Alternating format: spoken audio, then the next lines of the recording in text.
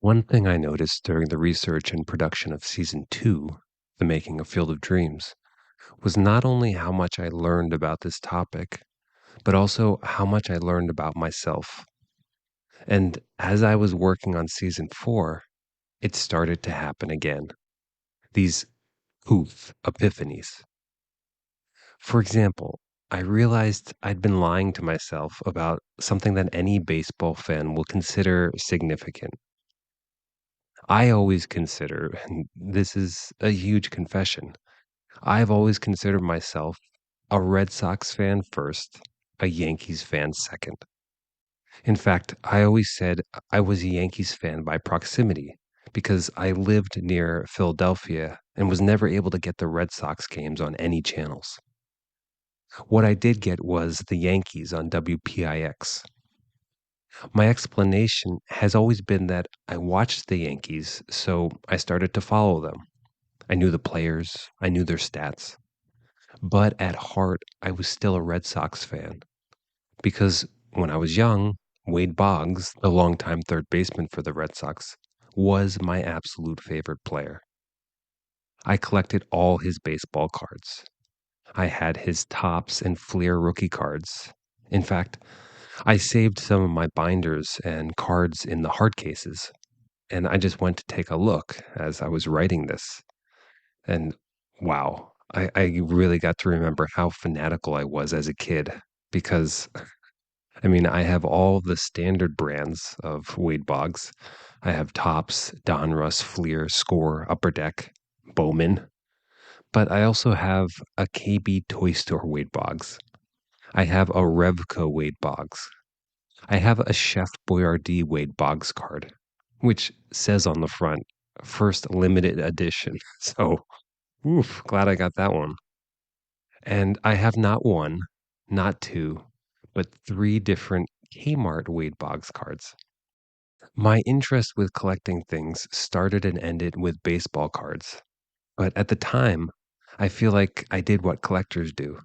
I went to baseball card shops, I went to baseball card shows, and whenever I saw a Wade Boggs card I didn't have, I scooped it up. I'm telling you all this to highlight how much I was into Wade Boggs, and by association, the Red Sox. And I followed them. I followed Boggs and his seasons, but I didn't watch the games. I couldn't.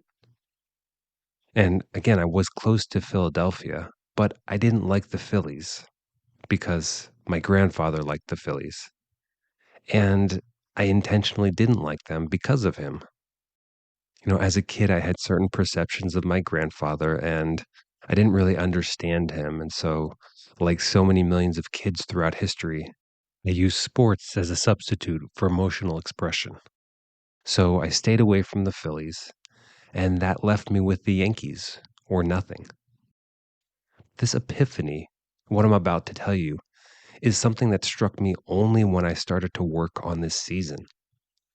I'd missed this core truth for 40 years, which is that deep down in my heart, I am a Yankees fan, first and foremost. And it's all because of a broadcaster named Phil Rizzuto, who many of you know was nicknamed Scooter. I grew up listening to Scooter. By the time I found him in the late 80s, he was announcing the games with Tom Seaver and Bobby Mercer. But this was the end of his long and historic broadcasting career. I loved Scooter. He'd talk about the game and the players with his deep institutional knowledge, connecting his encyclopedic memory with his experiences as a player for one of baseball's greatest dynasties. But outside of baseball, Scooter talked about everything else. He talked about birthdays, some anecdote involving his wife, a mishap with the dry cleaning, and it was always interesting, or at least it wasn't bad, because while he and Tom Seaver talked, the game went on. Scooter's telling a story about forgetting to take out the garbage, or some screwball tale with one of his old Yankee teammates. And meanwhile, the catcher's walking back to the plate. It's like nothing's happening, and at the same time, something is happening to keep my eye attention, while Scooter is filling my ear attention. And while he's filling my ears, he's also making a deep impression. He's carving out neural pathways. He's taking a seat on the porch of my mind, and he's out there in a rocking chair. He's a friend. He's a family member. And while there are many holes in my childhood memories, I can recall with sensory clarity sitting on a recliner in my living room on a summer day. The doors and windows open, the light pouring in. The sound of a lawnmower in the distance and the smell of cut grass. And Phil Rizzuto's high-pitched New York voice. The mic man, Bobby Mercer, joins us up here in the booth. A bouncer, fair ball. Kelly Stroh, low, grabbed by Mattingly. Holy cow, what a play. You know, on that play, Bobby, a lot of... At this time in the early 90s, the Yankees were bad, but it didn't matter. It was so comforting. He was so comforting. In those moments, I felt complete and utter peace.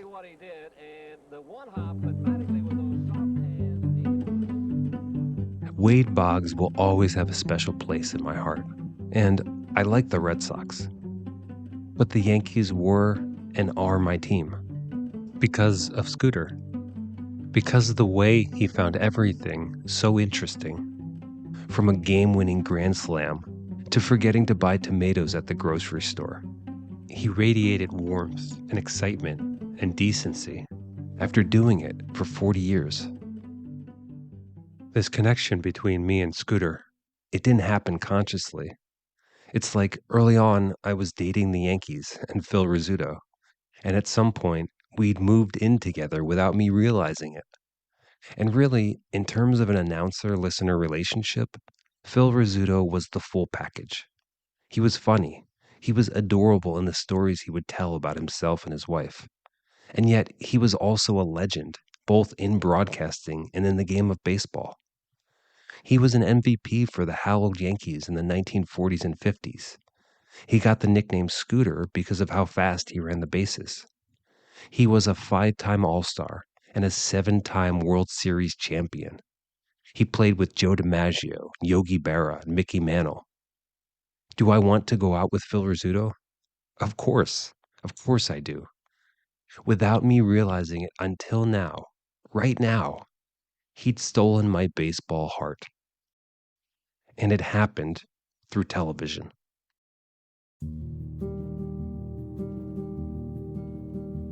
My story and this whole next season is the story of millions upon millions of baseball fans in the US and throughout the world. It's the story of the intersection of baseball and radio and television. It's the story of how these three cultural phenomena found each other and shaped each other.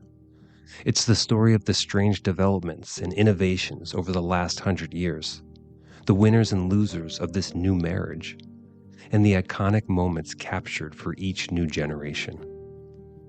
But mostly, it's about the intimate relationships born and fostered through broadcasting, through the millions of stories and narratives woven by thousands and thousands of local and national broadcasters over the last 100 years.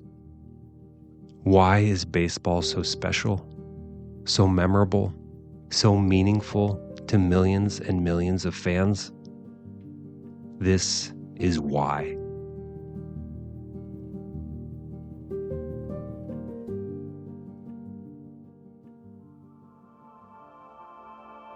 From historic milestones. That's it!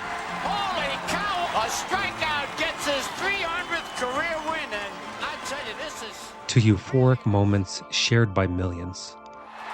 In a year that has been so improbable, the impossible has happened.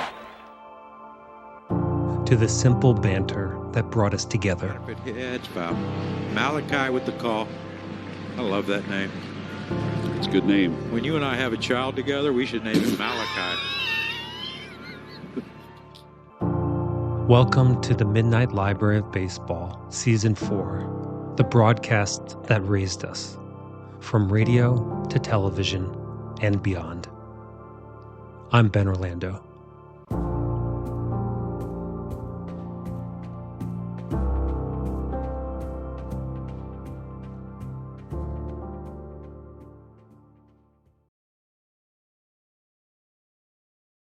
Before I dig into radio and baseball, I have to go back to a scene I described in episode 1 of season 3. Donna Halper, in her article, Before There Was Radio, How Baseball Fans Followed Their Favorite Teams, describes how people came together to follow a game in real time when they couldn't be at the game. And she includes a photo from 1911, and it's a great photo. It's of thousands of fans gathered together outside the New York Herald newspaper building. And in the background, there's a giant scoreboard and a massive diagram of a baseball field. What would happen is that someone at the ballpark would record balls and strikes and every major play across the span of an inning or two, and that guy would read his notes to a telegraph man, who would send the message in code to another telegraph guy at the newspaper building, and that guy would give the translated notes to a newsboy, who would then run outside and update the scoreboard, and also move the men around the two-dimensional base paths if necessary. And by the time the newsboy finished updating the board, he'd run back and there'd be a new update. And this is how it went.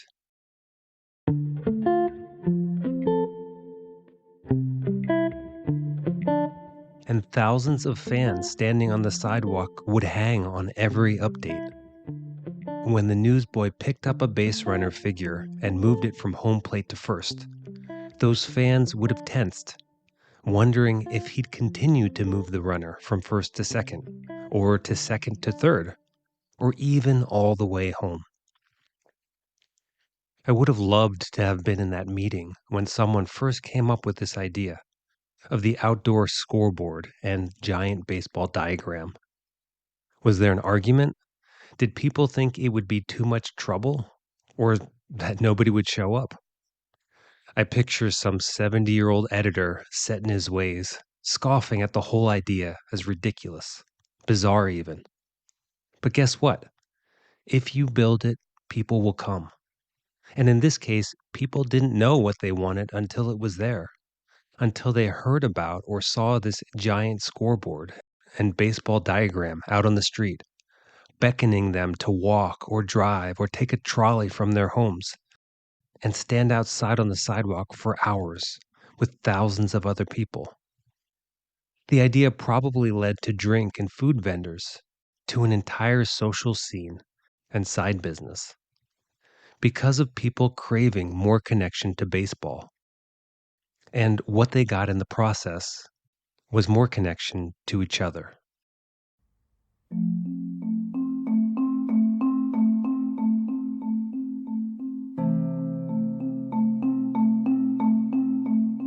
And maybe this hypothetical old man editor, it wouldn't have been so shocking of an idea, because the act of reporting baseball games remotely as they happened went all the way back to the 1890s, when men sat at ballparks with telegraph machines tapping out the play-by-play handed to them by journalists, or sometimes they did it themselves.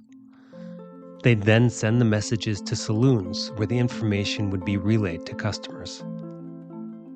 In fact, the first broadcast rights traded hands in 1897. According to Eldon Ham in his book, Broadcasting Baseball, teams made deals with Western Union or other telegraph services. Years later, these deals would be worth millions upon millions of dollars.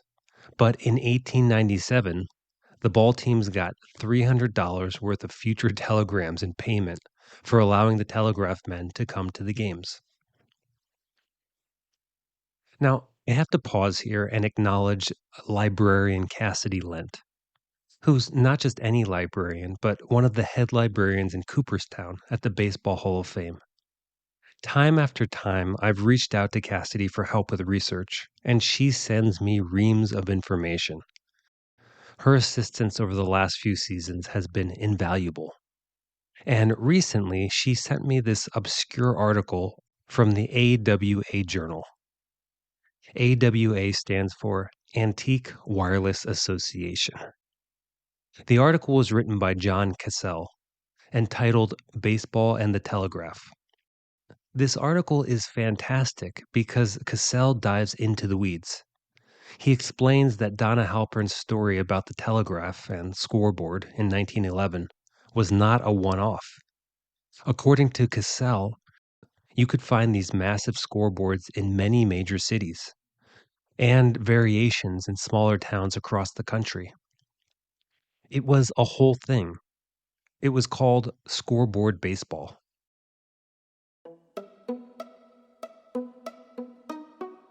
In this article, Cassell has some amazing photos, including 2 photographs of crowds of more than 15,000 men, women, and children in Times Square in New York City during the 1920 World Series.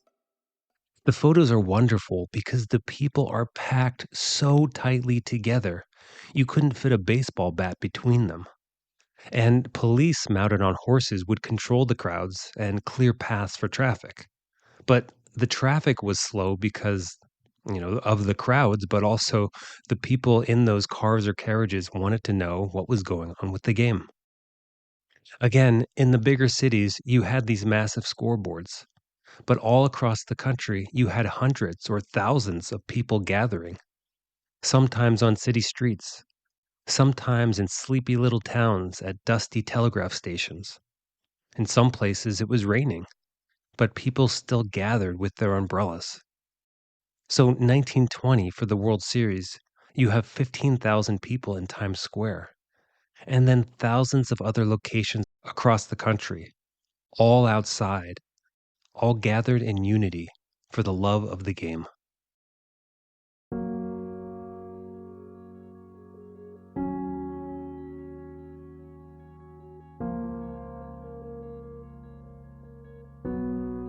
Like I said, John Cassell dives into the weeds of this unique time in history, and I love it. I love his descriptions of the different types of giant scoreboards. For some of the larger mechanical boards, you had as many as 6 men operating them. And like Donna Halper described, some of the boards showed the fielders in real-time locations. And for a lot of the boards, especially later, you had a system of blinking lights. And here's something I never thought was a thing. According to Cassell, some of the advanced scoreboards would have an actual baseball suspended by invisible wires, and a man would move the ball across the field to mimic what was happening in the real game. For long fly balls, for example, the ball would stay in the air longer before it fell. And you also had a bat at home plate swinging at pitches. So this was a whole thing. But for a time, it was even more realistic. Even before scoreboard baseball, there was an interesting phenomenon sweeping the country.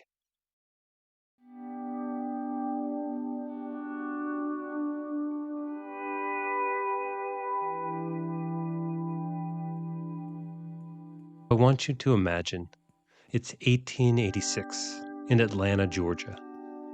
Your friend says, "Hey, do you want to go to the ball game?" And you say, "Sure." But then he takes you to downtown Atlanta, where there is no baseball field. Instead, you're standing in front of the Opera House. You have no idea what's going on until you walk down the aisle and take your seat, and the curtain rises to reveal a stage set resembling a baseball field, with actors dressed as ball players. What you're watching is a live recreation of the Atlanta Baseball Club, with someone behind the scenes receiving telegraph updates of the game, and then choreographing the stage action based on those updates. An expression comes to mind for me, which is necessity is the mother of invention. In all of these examples, the complicated scoreboards, the stage productions of live games, we get to see the ingenuity and creativity of humans, pushing the limits of available technology based on this deep desire for a more immersive baseball experience. Imagine today someone asks you, "Hey, do you want to follow today's ball game, by standing outside a building and watching some guy move mechanical figures around a miniature baseball field? I mean, maybe for the novelty of it, but not consistently. But 100 years ago, people jumped at the chance for this kind of experience. They probably talked all week about attending one of these events. Isn't that amazing? By the late 1920s, the telegraph system stretched from major league ballparks to more than 5,000 U.S. cities, and to cities across the globe. According to Cassell, some Japanese cities had massive, complex scoreboards like those in New York City and Chicago. And here's something else I never thought of: the very first play-by-play guy. Have you ever considered this? Play-by-play commentary is so instilled in our society. It seems like it was just always there. But it wasn't. The first man to do this was Edson Brewster, and he was a telegrapher, beginning his career in the late 1800s. Brewster worked for 49 years and handled more games than any other telegrapher, including 33 World Series. From Cassell, quote, "During his later World Series games, eager fans around the globe, estimated in the millions, awaited the telegraph reports sent from Brewster's sole telegraph key." End quote. To me, this is so interesting to think that play-by-play announcing was first done by a telegrapher. But it makes sense. Reporters writing articles in newspapers are not taking down every play, and they're not doing it live. It's not until someone is relaying that information live that it comes to be. Think about all the play-by-play in all sports: in baseball, in basketball, in football, in hockey, in tennis, in soccer. It starts here with Edson Brewster. There's an interview where Edson Brewster talks about the pressure of this newly invented occupation. He says, quote, "The average sporting reporter sees the game, takes a few notes on the margins of his scorecard, and then goes back and writes the story. My job is more trying. I'm seated in front of my instrument and must give out the play as it occurs. 50 million are waiting for that play, and they want it at once. Further, they want it right. I cannot make a mistake.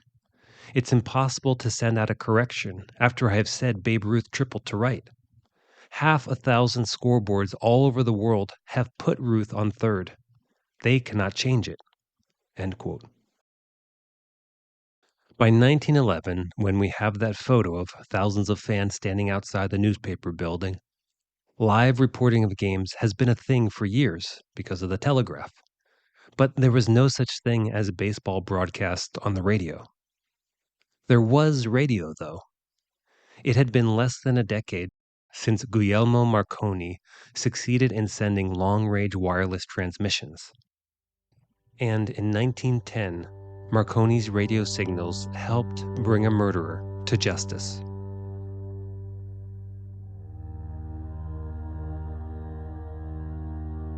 In 1910, Dr. Hawley Crippen, a supposedly mild-mannered man, murdered his wife in London and then made it seem like she went off traveling. But when people began to ask questions, Crippen fled with his mistress on a ship bound for Canada. By the time Crippen boarded the ship, the authorities were looking for him. If he'd reached Canada, he would have been free. But the captain of the SS Montrose, the ocean liner carrying Crippen, suspected that two oddly disguised passengers were in fact Crippen and his mistress. So the captain used this brand new technology, radio, to send a wireless message to Scotland Yard. With this information, Scotland Yard detectives boarded a faster ship, they intercepted the SS Montrose, and arrested Crippen before he reached Canada. It was the first time radio was used to apprehend a criminal. This whole story is told by Eric Larson in his book Thunderstruck. I highly recommend it if you want to be entertained and learn about the past at the same time. So by the 1910s, radio is starting to gain some traction. It's used experimentally during World War I, and by the end of the war, someone who sees the potential of radio makes a prediction about the impact of radio in the United States. But his prediction ends up being way off.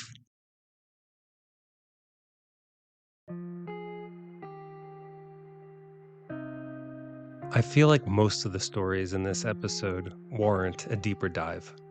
But for me, the Opera House baseball recreations are begging for more. So I put on my research hat and dug up more background on this crazy cultural phenomenon, which turned into the latest Extra Innings episode. You can find this bonus episode, along with uncut interviews and more, on the Midnight Library of Baseball Patreon page. Go to Patreon/Midnight Library of Baseball. And if these episodes have given you joy, meaning, and connection, help the show grow so others can hear what you've heard and feel what you've felt. A review on iTunes is like a box score for others to see. And word of mouth is the best way to share. And to all of those who've written reviews, who've donated, who've reached out to me in different ways, thank you so much.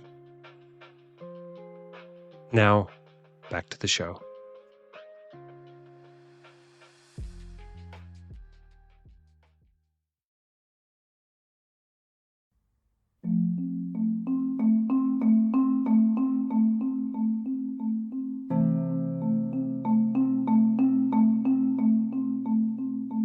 David Sarnoff grew up in the time of newspaper and the telegraph, but in his teens, he stumbled into Marconi's wireless radio.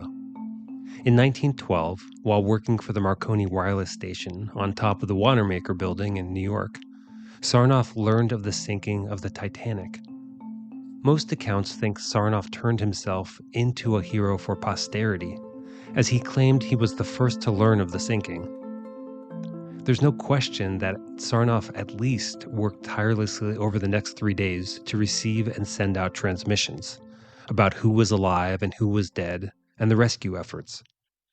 Because of his efforts, Sarnoff was promoted. He understood, more than most, the potential of radio. And around 1916, he sent a memo to E.J. Nally, the vice president of Marconi Wireless in America.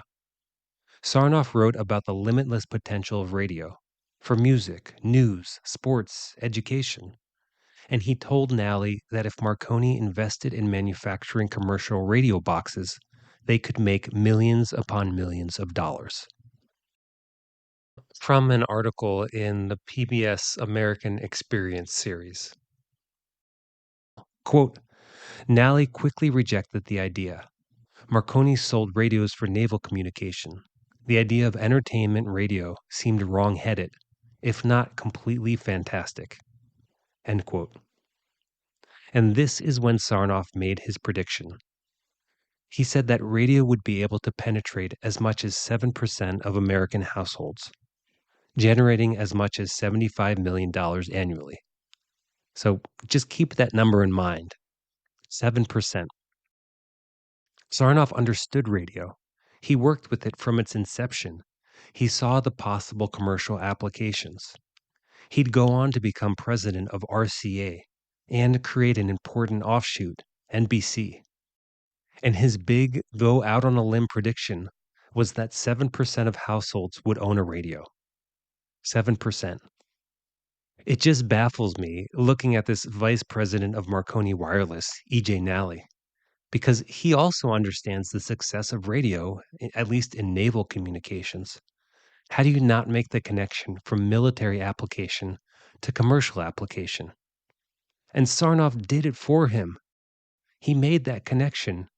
He said, here it is. We can use this same technology to send music to millions of Americans, to send sports to millions of Americans, to send news to millions of Americans. And this aspect, a mass delivery system, was only one of the many applications of radio. And still, E.J. Nally wouldn't budge. He thought the idea was ridiculous. And even Sarnoff, who believed wholeheartedly in radio, still could not fathom the staggering potential of the talking box. Remember, he thought we can get 7% of the market. We can have 7% of Americans owning radios. Well, by the 1930s, around 10 years after Sarnoff's prediction, radios could be found in more than 40% of American households. 10 years after that, they could be found in 80% of U.S. homes and were generating hundreds of millions of dollars in revenue. Now, I know that hindsight is 2020. David Sarnoff and his contemporaries didn't know what I know, what we know, what people even 10 years after them knew. But it's hard to imagine how you could not see the potential when you see the application. To be able to communicate wirelessly over huge distances, to be able to listen to human speech or music anywhere. But this is the beginning of radio at the end of World War I. And the explosive event that introduced radio to America was a fight.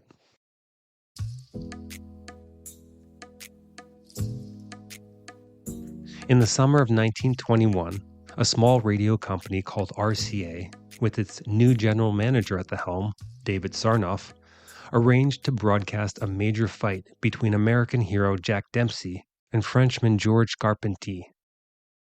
The event drew hundreds of thousands of listeners and sparked an idea for a young man named Harold Arlen working at a fledgling radio station, KDKA, out of Pittsburgh. At this time, KDKA was one of a handful of stations in the country.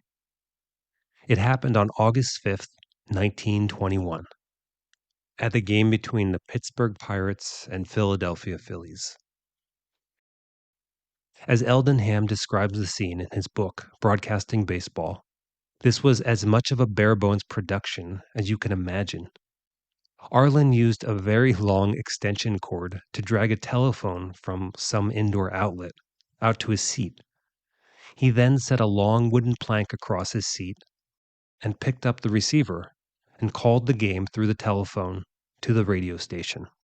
I really like how Kurt Smith dives even deeper into this moment in his book, Voices of the Game. According to Smith, Harold Arlen didn't expect anything of the broadcast and said that he and his station, KDKA, didn't even know if one person was listening. Harold Arlen said that people at his station, quote, didn't think that baseball would last on radio, end quote. He added, quote, no one had the foggiest idea, the slightest hint of an inkling that what we'd started would take off like it did, end quote. The United States was a very different place in 1921. The population was 106 million. There were only 48 states. The 19th Amendment was recently passed, giving women the right to vote, and prohibition, a ban on alcohol, had just gone into effect. And the membership number for the Ku Klux Klan was 500,000 strong. This is the country when Harold Arlen broadcasts the first baseball game that goes out to a few listeners, mostly amateurs with homemade wireless radio kits. It's a novel event, but there's something else novel that happens, at least to our modern ears. Dead air. Harold Arlen describes the game, but when there are pauses, when the teams switch sides, he says nothing. There is zero banter. It's just long periods of silence until the game returns. As Ham writes, quote, it had not occurred to Arlen and other early announcers to talk between plays, end quote. What a fantastic example of an invention or innovation of something that we today absolutely take for granted, broadcast banter. When we think of radio and television broadcasters, this is what we picture. But Harold Arlen and those pioneer broadcasters didn't know. The whole thing was completely new. So they were making it up as they went along. How frightening that would have been, but also how exhilarating. And really, there were no stakes in the very beginning. It was just something a few stations were trying. It was a lark.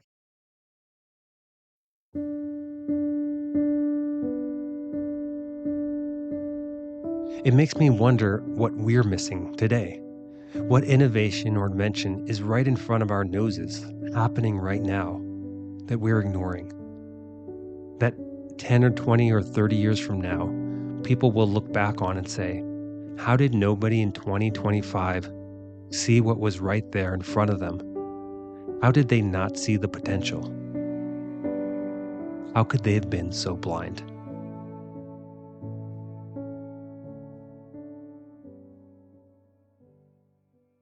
The next question is, if radio broadcast for baseball started with dead air, if they didn't know about banter, how did they figure it out? Well, it would be several years before somebody cracked the code. And the code breaker, of all people, was an opera singer. And then the next question is, if broadcasts were so boring, how did they grow? How did they expand? This answer has to do with one man. That story in episode 2. Before we end tonight, here's a listener baseball story. And most of the listener baseball stories for this season will focus on the fans' experience of baseball through the radio and television. And just to note, there is mention of suicide and emotional trauma in this story. So listener discretion is advised. Here is the first listener baseball story of season 4 from Dave in Firestone, Colorado.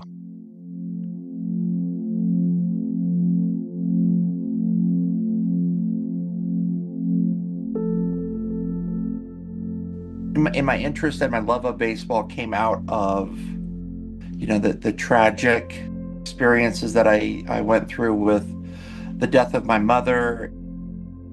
When I was 11, back in 1977, I came home one afternoon with my brother, and we found my mom in the garage with the car running. My father, to deal with that tragic loss, he kind of went into himself and immediately started dating people again. And within a year, he was married to a woman who was desperately and tragically afraid of losing her new husband to his children. My stepmother would find fault with anything I did. So I retreated to living in my bedroom. And in that, I would listen to the radio every night. And Denver at this time had a minor league baseball team called the Denver Bears. And I would listen to the Bears game every night. And it was for the first time in my life that I really allowed myself just to become totally immersed and lost in another thing. It was the spring of 1980. I was 14. I started to play Little League Baseball for the first time. And 5 or 6 of the teammates knew my greatest shame, and that was failing second grade. And the children, the teammates, if you call them, they were ruthless. The name calling and the constant criticism. And the coaches, they would encourage this and they wouldn't help. back in the 70s and 80s, it was, you need to toughen up and you need to get through it, and this is how you become, a man. A lot of toxic masculinity going on.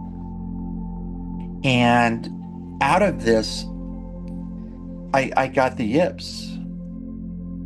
I could not throw the baseball to save my life. I was so nervous. And that just compounded everything. The other kids, they convinced the coach to cut people that weren't very athletic, in which I was not. And so I got cut. I was the first kid to be told to go home. And so I went home and I told my dad what had happened. And my stepmother, she said, I want to get my $20 back. So my dad called up the league and said, hey, I want my $20 back. And they said, no, you shouldn't have been cut. We're not going to give you your money back, so he can go back and play. So I went back. It was so terrible. It was just, oh my God, it was the worst. So I just quit and I went home. And of course, my stepmother was furious that, I quit. And it just, I was ready to commit suicide. And I was in the bathroom and I had a whole bunch of pills that I was going to take. The thing I thought about was, I love, reading my baseball books and looking at my baseball cards and listening to the baseball game and looking at my baseball program. I'm going to throw myself back into that. And that stopped me from taking all of those pills that night. I had hope when I was listening to the Bears. Every night I would listen to the game on the radio. Tim Raines stealing another base. Randy Bass hit a towering home run. I don't know if, as a 14-year-old, I was able to tie that together, but that is what I needed in my life. I needed hope. During the pandemic, I was just poking around on the internet like I think everybody was, and I said, God, what's going on? I wonder if there's anything about that 1980 Denver Bears team. And there was a couple of things on Baseball Reference and, a couple of other things. And I was like, you need to write a book about this team. So 3 years later, I got it done. I am very proud that I sent a copy to the Baseball Hall of Fame, and they accepted it as a donation. So my work is in the National Baseball Hall of Fame library. Then for me to be able to write a book that's in the Baseball Hall of Fame, that was just, that wasn't even a possibility, 10 years ago, let alone when I was a kid going through, all of the heartache and trials that I was going through. That couldn't have even happened. I don't know what world that would have happened in, but it did. It happened in my world, and it happened because of baseball. I don't know if you ever saw the movie Fever Pitch, the one with Jimmy Fallon, and they talk about the Red Sox. There's a scene in that movie that when I first saw that, I was speechless and I was dumbfounded. The kid says, you love baseball, or you love the Sox, but have the Sox ever loved you back? And, that was a moment of pause for that character. And I took that to be, yeah, baseball has loved me back.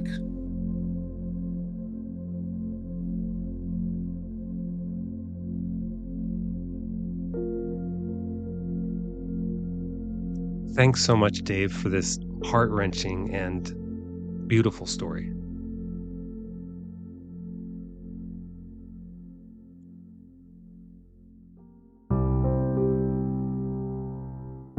For several years, baseball on the radio has no banter. It's extremely boring. So how, in the face of this truth, do baseball broadcasts become immediately popular? The answer has to do with one man. Ruth came along. It was the right guy coming along at just the right time. It was like a perfect storm. So all of a sudden you have these kind of mythical figures who, in part, I think their mythology is built on them saving the game. Next time on episode 2 of the Midnight Library of Baseball. Show is created and produced by me, Ben Orlando. Music by Pixabay. Good night.